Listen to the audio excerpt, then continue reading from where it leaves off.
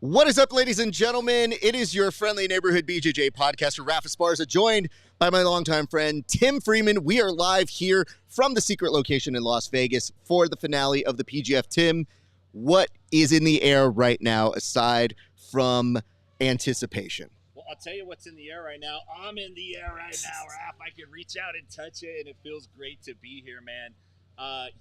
Everything's just getting set up. People are starting to get put in place. The athletes are starting to trickle in. You can feel the tension starting to build. We got a great day of action at the PGF Season 8 playoffs. The last time I was out here was for the auction, and now I'm out here for the championships.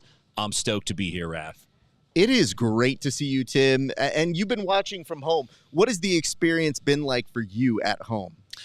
It's been a great viewer experience. One thing about the PGF is they do a fantastic job with the camera work. They got plaster most of the time down live on the mats, getting the action that you just don't get the same perspective when you watch a lot of other events. So that was fantastic as always. The other thing I really liked was outside of the live events, the recaps were quick and they were fantastic. If you couldn't watch the full day, you could go watch a 15-minute highlight reel. You could keep posted throughout the whole season, knowing where everybody was at and what everybody had done. I think they did an A-plus job for Season 8, Raph. It was an incredible run, and obviously we celebrate the Team Dolomer. That was the winners of the competition. That was an incredible run by them. It came down to the wire, Tim. Yeah, it really did. It was very close, but now we have 8 individuals who are going to be playing for a huge, huge prize, but we have so much more to preview because there have been some changes. So we thought we would walk you through some of these changes, and we'd literally tell you who you can expect to see here tonight. So, Tim, let's start off with this. Why don't you go over who we are seeing tonight, and I'll address anybody who might not have been around. Yeah, for sure. So who we're seeing tonight. First, I'm going to lead off the top of the card. We have a ladies super fight at the 145-pound division. That's going to be Ali Waski taking on Maka Vickers. This is a rematch. Vickers actually got a submission over Ali back in 2024. I'm excited to see how this one turns out. And then when we get into the bracket, here's the 8 names we're going to see. We're going to lead off with Dominic Mejia taking on Brady Branscombe. Rafael Ferreira, you like that? Rafael against Dominic Lobo. I'm looking for fireworks out of that match. And then the third match here, also Jet Thompson and Matt Mash. I'm expecting that to be full of excitement. And then we're going to finish it off with Mike John and Derek Rayfield. So some new names in, some names maybe you thought you were going to see are out. Raph, maybe you can handle that aspect of it. Okay, so who is out? Yes, we are missing like Landon. We are missing Christos. We are missing, I think, Cristo Livio and Anthony Molina Valdez for many different reasons. But those are the individuals you would have seen tonight. However, in their places, we did get some game individuals who were very big playmakers throughout the season. For example, Mike John was a huge, huge help for his team where he got a submission where it did kill his playoff chances. So he ended up going for 3 when a 6 might have assured him a better spot. Sure, yeah. So that was a huge play for him. Very excited to see him in here. Additionally, you got somebody like Brady Branscombe who just appeared with us at Subversive, found his way here, back on this card, and also will be at EBI this Friday. So big props to him. And then filling out the other spots, when you look at this, Matt Mash, who was making a statement when he was concluding his in-season run, Matt Mash made sure the entire time that if he wasn't going to make the playoffs, you were going to remember his name. Well, you get another opportunity to see that here tonight. So between him, and the fact that you end this with that happening and seeing the match that you were expecting to see in between Hoffa and Dom Lobo, that is an incredibly fun match. So we're very excited to see how all of these play out here tonight, Tim. But I would tell you, for those of you who are sitting at home and you're wondering exactly how is this going to play out, we're going to, in a moment, actually show you the bracket. But I just want to ask you from this perspective, Tim, from these 8 people, if you are one of them, do you look at this as a brand new opportunity? Does any of the weight hold on to you from the in-season, or are you able to almost rebrand yourself here tonight? listen, if you're going to be a professional, then you have to take the attitude that the playoffs are a new day. Any sport you watch, all you got to do, you got to make it to the playoffs. How you got there doesn't really matter. Once you're there, it's a brand new season. You have a brand new chance. The slate is wiped clean. You got to show up healthy in your body, but more importantly, healthy in your mind, believing you have a shot to win it. And it just goes to show, you see Brady Branscombe is got a chance to win this now. He's getting a shot at the crown. So you're never out of it in the PGF. It really is an Ironman. For me, I just think, if you're Hoffa and you're Brady, you're these new kids, these are huge opportunities for you. So you want to take them as best you can, but in a big way, you're wondering, is the task so big that you can't accomplish it? And the idea is you only know if you're playing. So today, getting to see what they're going to be able to pull off is huge. So let's take a look at this bracket one more time just to make it very clear. Dom Mejia and Brady are going to lead us off tonight. Now, obviously, Dom Mejia in the 1 spot. So that is a huge, huge thing. It was a recalculation. We found out that Dominic Mejia actually scored the most points. And as a result of that, he will be taking on the 8th seed, Brady Branscombe.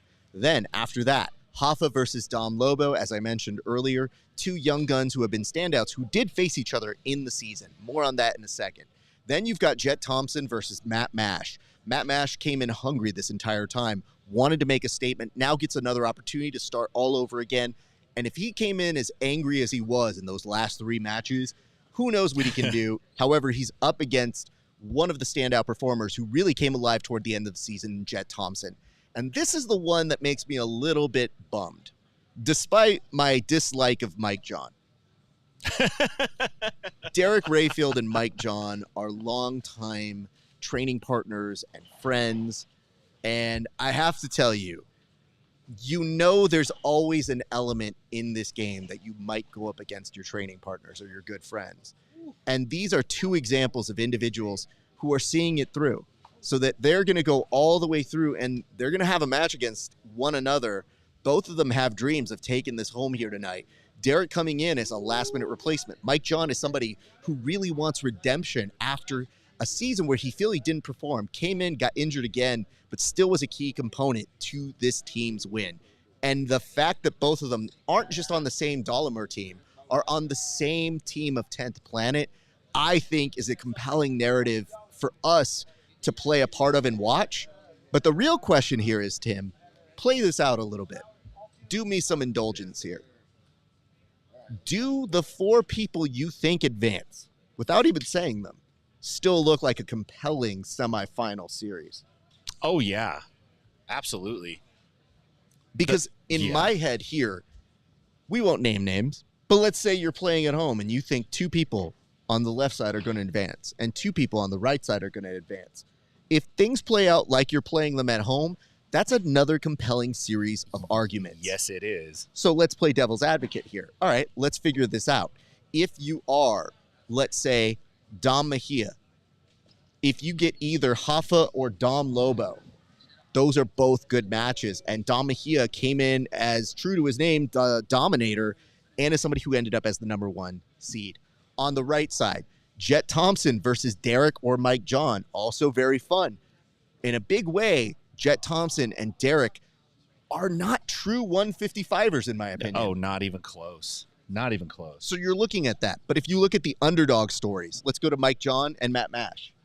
Look at the 2 of them right now. Dogs. 2 dogs who have been to the dance. If you look at Dom Lobo and Brady Branscombe, if they get the nods, either way, one of them goes and advances. Yeah. It could be a huge thing. So you do know who the players are likely going to be here tonight. I'm sure you're at home playing who you think is going to win and take it all. But these are some very fun matchups any way you slice it up. Yeah, you can't go wrong. And there's no easy path in this bracket. There's no easy way where you go, oh, yeah, you get past this guy, then it's clear sailing. Not so much this time, man. No, and I mean, for us, there's always an element of surprise. A likelihood at this scenario is that maybe one surprise happens. Maybe. Sure. Maybe. And maybe you don't see it coming. But I'll grant you that. We would love for you at home to tell us, who do you think's going to win and who do you think is going to be the surprise? So that is a big component for us. So in the comment section, who are you ride or dieting for? And also, who do you think is going to shake up the major events that are happening here tonight as we do this very compelling pre-show? But Tim, we have some board topics to go through. I thought right now I'm going to put time on the board and I'm going to pause it. Okay. So the first element of business that we have to get through right now is there was a whole season some of you might have missed. I am going to task my friend, Tim Freeman, to summarize all of season 5 up until this point in 3 minutes. Tim, do you feel that you can do it? I believe I can do this. I want to put the disclaimer out. I bumped my head a lot as a kid, so you might have some gaps to fill in, but I think I got it. I think I got it down, man. That is our demo, just to let you know, the head bump demo, just to let you know, at our place of stay today, right as I was about to hit the shower, I definitely hit my head. So it's a 2 concussion minimum literally to get 2 in. concussion minimum to get in. But Tim, I have time on the clock. You're going in 3, 2, 1. Time begins. Okay, so listen. The real story is there's some front runners that dropped out. There's some back of the packers that got up to the front. There were some mid-season twists that turned into literally twisters. And the lesson of the PGF, as it always has been, and I believe will remain to be, is how you finish is more important than how you start. We saw a big draft out of the gate. We had some big names that picked up big dollars in that draft. Jet Thompson, Chris Olivo, Christos Papadelos, J.J. Bowers. And I think there was some pressure on some of these guys to live up to those draft dollars. The team started to form after draft day. And one of the things we both said was, man, there's a lot of parity amongst these teams. We can't really tell who's going to break out and who's not. But I think the general sentiment was that New Hope appeared to come in with a plan. They had everything together. We saw the new Travis Thomas. It was like, whoa, okay, these guys are making a splash. What's going to happen here? And as the season started after week 1, got towards week 2, it was like, okay, these teams kind of looked close. And then we had the midseason shakeup. We had some guys come in for the Twisters. We had some guys come in for Dahlimer. We saw the appearance of Derek Rayfield. We saw Dominic Mejia jumped into the tournament. And then the team competition heated up in weeks 3, 4, and 5. It was really a 3-way jam between New Hope, Dahlimer, and the Twisters, and went right down to the end of the season with the Twisters and Dahlimer barely edging out the Twisters and taking it home. So it was a great team event. And then we got to the individual brackets. And we got to some guys that, look, there were 2 outsiders who didn't even compete in week 1, ended up on top of the leaderboard with Dominic Mejia and Derek Rayfield. These guys came in and made huge impacts to the league. And now we're seeing both of these guys in the individual playoff. Jet Thompson, who really was thought of to be a front runner, had a little bit of a slow start, but never lost steam. Consistently put points on the board as the season progressed. It's no secret that he's there. And then we see guys like Brady Branscombe, who maybe we didn't think is going to have a spot in it, who stayed true. He stuck it out. He finished better than he started, and now we're going to see him in these playoffs. So overall, I think it's been a great season. We've seen some great action. The stalling calls have been dialed in very nicely, in my opinion. I know there's some people that maybe don't like the pace of it, but look. Well, I don't know if they're saying that anymore. Yeah, everybody's like, more stalls, faster, faster, double flag, triple flag. And we saw the money bags get dropped. Not 1, not 2, a whole slew of them. Rafael Ferreira went home with 8 money bags this season. That is awesome. So overall, it's been a great season. I can't wait to cap this off with the individual playoffs today. Well done, Tim. I did have a different thought in head, though. Yeah, let's hear it. I initially thought that was going to be something we could set to the sounds of Billy Joel's We Didn't Start the Fire. Hey, there you go. So the pacing wasn't quite there. I got you. I was kind of hoping it would have a rousing end of being like, Damahia, Christos, Jet Thompson, Chris Oliver. We didn't start the fire. You know, we didn't start the stalling. How about that? We didn't start the stalling, or something to the Moneyberg. We didn't do a Moneyberg. We're working on the beat, but we'll get to there. I do want to point this out. Somebody in the comment section said, and I don't know which one of us, they just said, I don't like this guy. Now, I don't know if it's you or if it's me. What? Say something. But what? But I always imagine it's at my expense. Sir Israel, explain yourself. I guess that's the question. If you don't like us, just tell us why. Yeah. I don't go to your job and be like, I don't like Indulge this guy. us, please. I would like to at least know what it is about either one of us that you don't like, because if it's Raph, I might dogpile with you, man. Hey, man, that's perfectly fine. You could join a fan club of people that don't love this guy. Chendo Salinas puts Lobo and Hoffa. Lobo will win, and that's our winner, or Hoffa. So I think you were saying you think Lobo will win and Hoffa will be the big surprise of tonight. The tough part of that equation is they face each other in the first round. Yeah. So the big surprise is that you would probably have to lose to advance. Yeah. I think you almost want to mix those two up if you can. So you might want to go somewhere else for like your surprise from a different match if you can. Not that I'm telling you how to live your life, but just think things through logically if we're doing that. But thank you, Chendo. Appreciate you guys. And again, tell us who you think is going to win and who is going to be the surprise element of this evening. So Tim, that will conclude our recap. But we do have more to get through here tonight as we advance the board. We're going to be giving you the latest updates. Now, we went through a series of these of who is in and who is out, but there are some other updates that I think are worth mentioning, including what they are fighting for here tonight. There is a big reason that a lot of these guys are so excited, and one of those things might be due to a partnership. Tim, walk us through some of the reasons why they might be excited, as well as some of the other generic updates for this event. I like generic. I'm good with the generic updates. No, so I think the big thing Raph is alluding to is the winner of the event. You can correct me if I have my facts wrong. Is going to get a place on the UFC BJJ card. I don't know if it's a specific card that they're getting a place on, but they're going to be on that specific show. So, that's a big plus if you're one of these guys who's trying to build a name. We're living in a time where jiu-jitsu is becoming professionalized, and that means many, many athletes are going to have the chance, the opportunity to become professional jiu-jitsu athletes, and this is definitely on the pathway to that. So, outstanding news. I think that's kind of the biggest update. Other updates, we've heard who's in and who's out. And then I think the ladies match is really something that deserves some attention. I think it's going to be a great match. I love seeing rematches and I love it when there's fire in the opponent's eyes. And I know this is a serious rematch because listen, this is B team versus Kingsway. So whether or not you want there to be drama on it, there's some importance to it. Right? There's at least some internal bragging rights. Like you never want to lose to the competitor, right? You never want to lose to the rival. You always want to win. So is it Simple Man Martial Arts and Kingsway?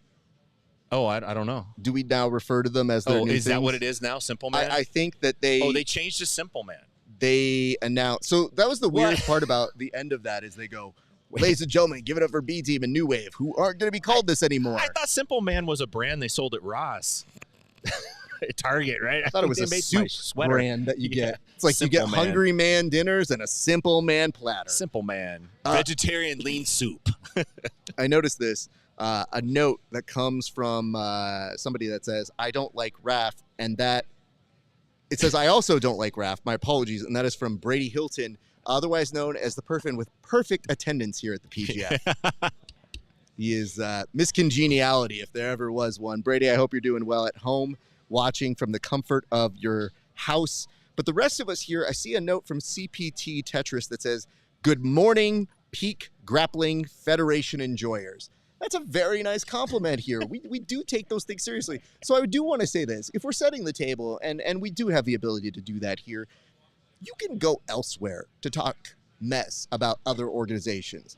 We're very happy with what we do here at the PGF. So for tonight, our challenge for you in the comment section is to really talk about why you like this rule set. It is easy to go on the internet and tell people why you don't like something. But for tonight, we're going to see if you guys can be on your best behavior and tell the people that you love them, and not just have to sit here and tell us, like, I don't like this rule set because, hopefully you're here tonight because you like ours. And I think ours is pretty good, Tim. Don't you?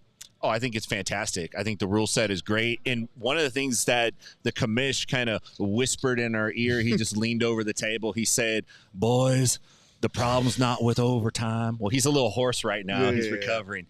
The problem's not with overtime. The problem's with regulation, and that's what we fixed. only in the PGF. And then he just goes like, and he gets a little after sick cough, and then he walks off. But I really think that is the key, and that's something they've done a fantastic job on at the PGF. And there's lots of tweaks. They do real-time tweaks, and we've seen a bunch of them.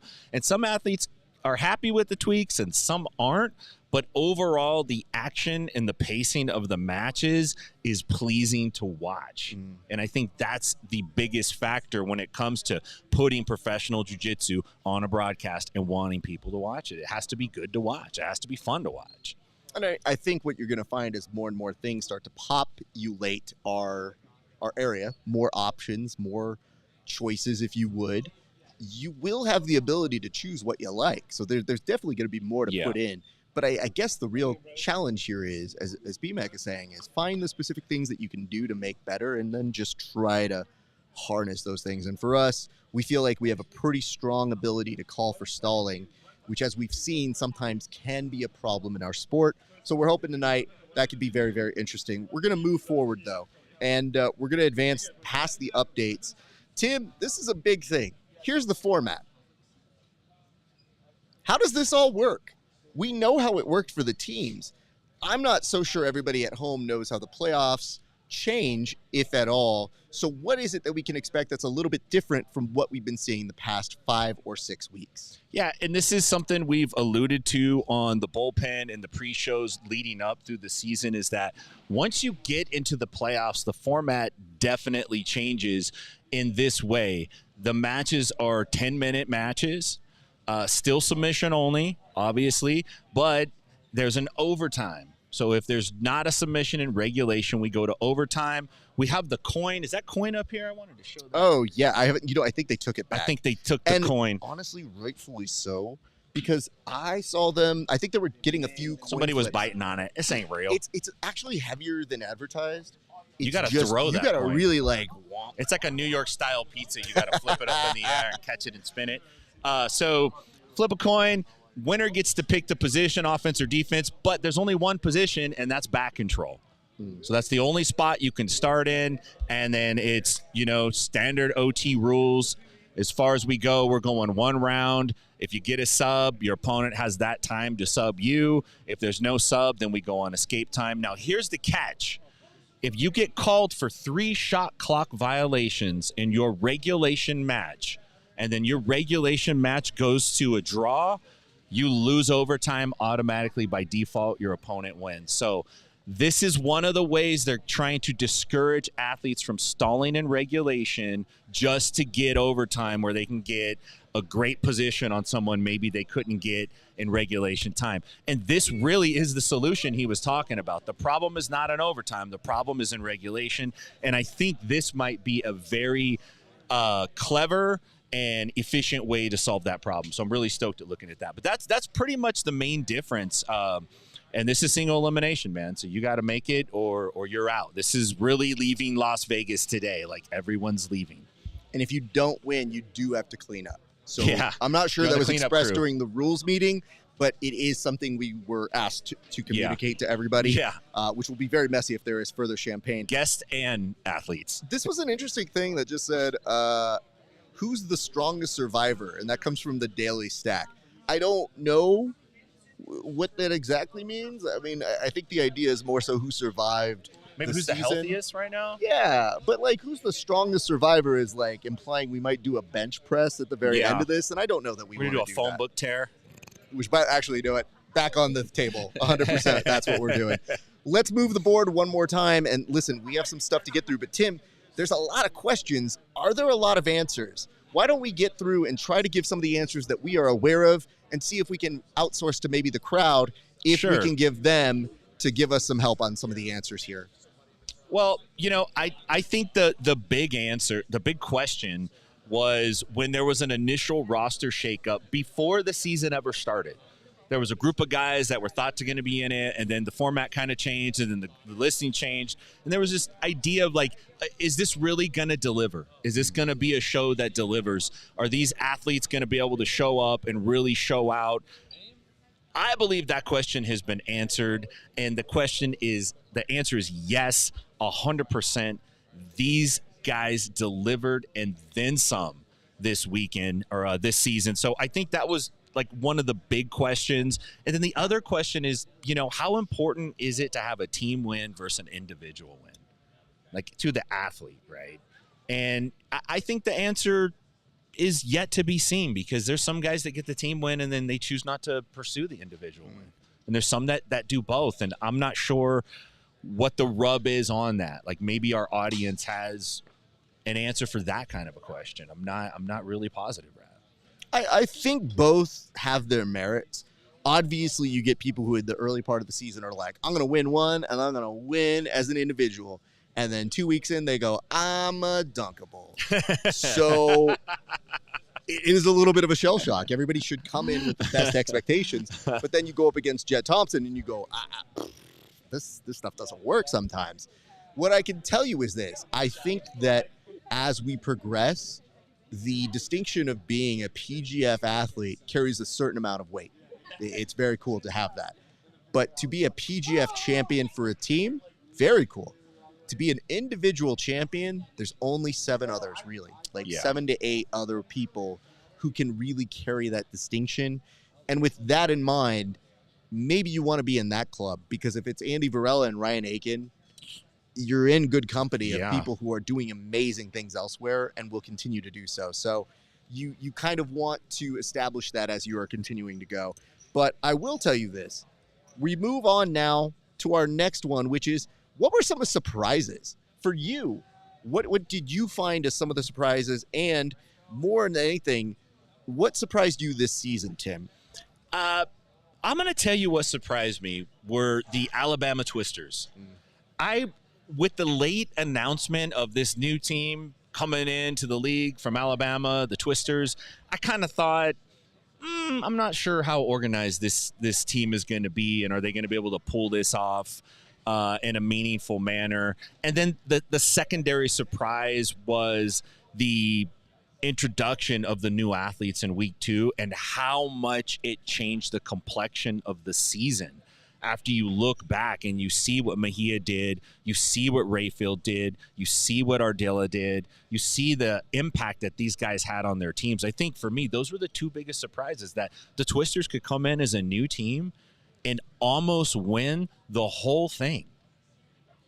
Amazing, right? What an outstanding job. And that a guy like Derek Rayfield could come in and literally rocket to the top of the leaderboard right next to Mejia, who I think Rayfield got most of the pop on a lot of it, but Mejia was quietly going to the top the entire time. So those are my 2 big surprises from the season. It's a good surprise. I'll give you mine. I think that mine is not super far off, but it's also like, what are we doing predicting who's going to win? That's the surprise. We literally did a draft and we were like, I think this team's the best. I think this team's the best. Just kidding. Should know that right now, when you come to find out who can make their way from the couch to the competition mat the next week, it did make some things change. But having said that, if you're trying to beat the best in the world, you can't make excuses when some of the best people on the injured reserve or free agency come into this competition. If you want to be the best, be the best. But what you found was some people said, wait, I'm sorry, who are you bringing? And who's your friend? Uh-oh. Yikes. So that was my big surprise for the season. Nonetheless, I also want to put Hoffa was a surprise for the season. John Chandler's ability to rally the crowd. JJ's ability to play to the crowd. He was definitely like edging heel territory, but there was a lot going on there. And I definitely felt like you would see some stuff. Tim, I was told there's going to be a Hall of Fame. So very quickly, do you have any names? Because we don't know. We weren't told who was going to be in the Hall of Fame. But do you have any names for people who should be in the Hall of Fame? I'm going to go to you very quickly, sir. Okay, look, off the top of my head, listen, I'm sorry to do this to you, Rap. I thought AJ Agazarm just is like, and then I thought, let's just give him a Lifetime Achievement Award in stalling. Like, not quite the Hall of Fame, but I got a couple. Look, Plaster is the human cameraman. This guy does a fantastic job. And then 2 things that aren't real. They're inanimate objects. The yellow flag definitely needs to be enshrined. Yeah. And the couches, because those 2 things are hallmarks of the PGF now. You can't have a PGF without a yellow shop flag. and a bunch of white cream couches scattered around a mat. So you put both of those in, get them enshrined. Those are my picks for the Hall of Fame. Thank you. Let's put Kevin Sherrill in the Hall of Fame for most shot clock violations ever seen by a human being. Let's put Gabby Garcia for Future Generator Award. We don't know what she's going to do, but bitches something. be ready. Yeah. Bitches, blah, blah, blah, whatever you want to say. And how about us? Put us in the Hall of Fame. Oh, So here's the thing. I agree. It's a Jiu-Jitsu Hall of Fame. It's not just like the PGF's Hall of Fame or the PGF presents the Hall of Fame. It's a Jiu-Jitsu Hall of Fame. So now we're talking about all of Jiu-Jitsu, and I'm excited to hear that. More on that a little bit later. But Tim, you know, at the end of a certain event, when you graduate, they call it a commencement. I think it's time that we give a little bit of a commencement speech, and I thought I would give you time to let those people know what they can expect in this world and really address the class of PGF Season 8, sir. I'm going to try to do my best. I did write some notes down. Listen, we're going to talk about where you came from, where you are, and where you're going as a graduate of the PGF Season 8. Where did you come from? You've come from all over. Some of you started in garages, Gracie garages, 10th Planet hot boxes. Some of you started in your backyard. Some of you started grappling with your moms. Much love to all the moms out there, but moms have become pretty good training partners for a lot of kids when they're growing up. But, you know, look how far you've come. You've got auctioned off for real money. You made some of that money. You've been featured and highlighted on the largest teen grappling platform in the entire planet. Hundreds of thousands have seen you, and you're being featured here today for the playoffs. This is a season that's it's been tough. It proves out to be an Iron Man. A lot of your compatriots who look like they were going to be here today, they're not here today, but you're here today. So here's what I want to tell you. Use all the skills you learned in this season. What are those things? What have you learned? That random cash bags fly out of the sky when you do something good. That's just like real life. I promise you. Live your life that way. It'll happen. You don't need a job. There's a shot clock for when you stall. That's nag training for you when you get in the perfect relationship. And just because you're ranked near the bottom doesn't mean you'll never get a shot at the crown. Everybody gets their shot at the crown. And today you got your shot at the crown. So my commencement advice to you is do your best, always cheat, and talk smack, and wishing you the best. Thank you for that, Tim. Here's what I want to tell you guys right now. If you are watching us, get ready. There's a whole bunch of shows. So what you're going to see right now is the playoffs. Thank you so much for hanging with us. Your boy, Rafa Esparza, Tim Freeman. We're going to throw it to the show, but when the show is done, hang with us. We got an official post show. But ladies and gentlemen, please enjoy the PGF Season 8 playoffs starting right now. Well, don't call it a comeback. PGF was here for 5 straight weeks, and after a